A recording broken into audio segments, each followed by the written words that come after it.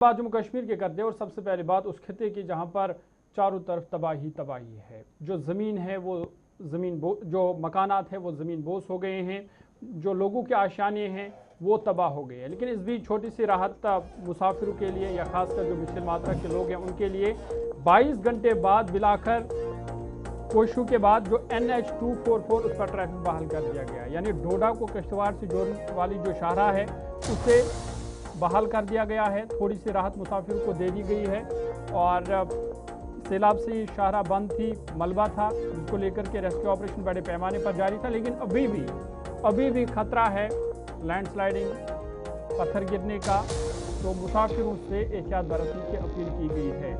डोडा के ठाठरी इलाके में कौमी शाहराह NH 244 पर तकरीबन 22 घंटे तक जारी रहने वाले रेस्क्यू और क्लियरेंस ऑपरेशन के बाद ट्रैफिक को फिलहाल आर्जी तौर पर बहाल कर दिया गया है। ये शाहराह क्लाउड बरस और अचानक आने वाले सैलाब के बायस बंद हो गई थी, जिससे सड़क के कई हिस्से बह गए और बुनियादी ढांचे को शदीद नुकसान पहुंचा था। जिला इंतजामिया, पुलिस, सड़क तामीर करने वाले इदारों, डिजास्टर रेस्पॉन्स टीमों ने मुसलसल दिन रात काम करते हुए शाहराह से मलबा हटाया, कीचड़ और बड़े पत्थर हटाए। इस मकसद के लिए बाहरी मशीनरी भी इस्तेमाल में लाई गई ताकि सड़क को दोबारा काबिल इस्तेमाल बनाया जा सके और बिलाकर कामयाब हुए इस ऑपरेशन में और आमदराफ्त को बहाल किया गया।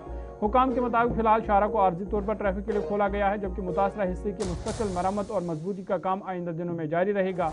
मुसाफिर को एहतियात से गाड़ी चलाने, ट्रैफिक हिदायत पर अमल करने और शदीद बारिश के दौरान गैर जरूरी सफर से गुरेज की हिदायत दी गई है।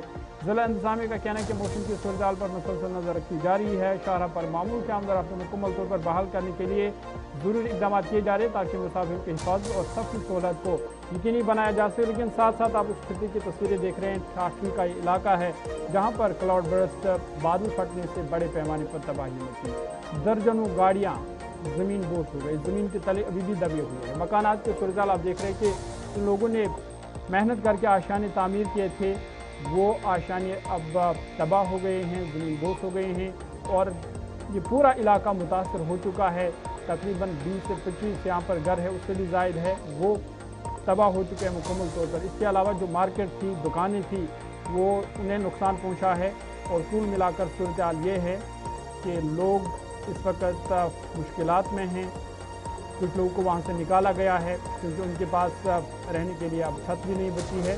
लेकिन रेस्क्यू ऑपरेशन और जो इमदादी कार्रवाइयाँ हैं वो भी बड़े पैमाने पर जारी है।